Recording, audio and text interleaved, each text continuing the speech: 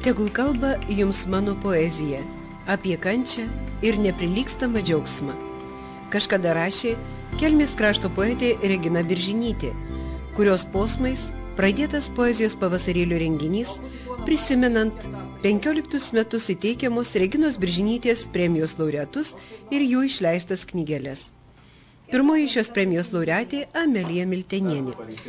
Pristatydamas 15-ąjį Reginos Biržinytės premijos laureatą, literatą ir žurnalistą Bronislovą Klimašauską ir jo poezijos rinkinį Toks gaivus vieversėlių lietus, literatūrinių premijų teikimo komisijos pirmininkas, rajono meras Kostas Arvasevičius, sakė: Tai knyga apie žmogų ir žemę. Žmogų, kuris yra šalia su mumis kartu. Žmogų, kuris per savo jausmų pasaulį parodė tai, ką jis vadina arba įvardinė, kas šiame pasaulyje yra svarbiausia. Autorių užrišta juosta skirta daug sveikinimo žodžių gėlių.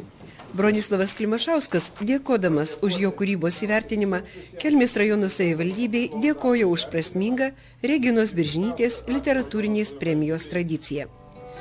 Tradicinius poezijos skaitymus pradėjo poetas ir bardas Albinas Takauskas iš Raseinių, tęsė svečiai iš Pakruojo, Radviliškio, Šiaulių, Kėdainių. Vėliau poeziją skaitė Kelmės krašto literatai. Poezijos pavasarėlis, kasmet suburdamas draugėn literatūros kūrėjus ir jos gerbėjus, pažadina kūrybos paukštę ir paragina plačiau išskleisti sparnus.